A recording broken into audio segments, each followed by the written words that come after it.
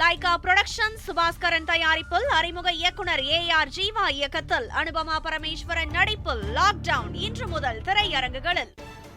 சென்னையில் பாலியல் கொலை செய்து குப்பை கிடங்கில் வீசப்பட்ட வடமாநில பெண்ணின் உடலை 3 நாட்களாக தேடிய நிலையில் போலீசார் உடலை மீட்டிருக்கிறார்கள்.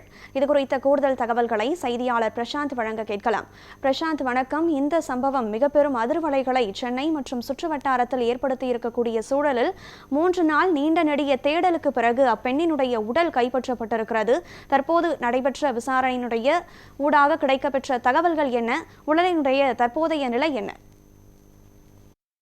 வணக்கம் ஜனகதரா. பீகார் மாநிலத்தை சேர்ந்த கௌரவ்குமார் கடந்த திங்கட்கிழமை அடையார் பகுதி சாக்குமுற்றில் பிணமாக மீட்கப்பட்டார். உடலை கைப்பற்றிய போலீசார் வழக்கு பதிவு செய்து விசாரணை மேற்கொண்டு மேலும் தரமணி பகுதியில் பீகாரை சேர்ந்த 5 பேரை போலீசார் கைது செய்தனர். அவர்கள் அளித்த வாக்குமூலம் பெரும் அதிர்ச்சியை ஏற்படுத்தியது. கொலை செய்யப்பட்ட கௌரவ்குமார் மற்றும் அவரது மனைவி மற்றும் 2 வயது குழந்தையை உட்பட 3 கொலை செய்து தடங்களை மறைக்க உடல்களை ஆங்காங்கே வீசப்பட்டு ஏற்கனவே 2 வயது குழந்தையின் உடல் மீட்கப்பட்டன. இந்த நிலையில் தற்போது பெருங்குடியில் குப்பை கிடங்கில் கௌரவ்குமார் மனைவியின் உடலை 3 நாட்கள் போராட்டத்திற்கு பிறகு மீட்டனர்.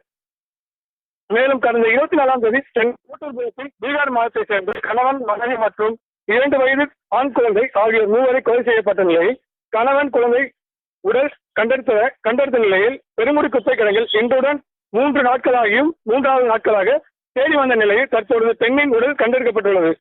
தனிப்படை போலீசார் சுமார் 50க்கும் மேற்பட்டோர் மற்றும் சென்னை மாநகராட்சி ஒப்பந்த ஊழியர்கள் சுமார் 25 பேர் என சுமார் 75 பேர் தேடி வந்த நிலையில் தற்போது பெண்ணின் உடல் கிடைக்கப்பட்டுள்ளது.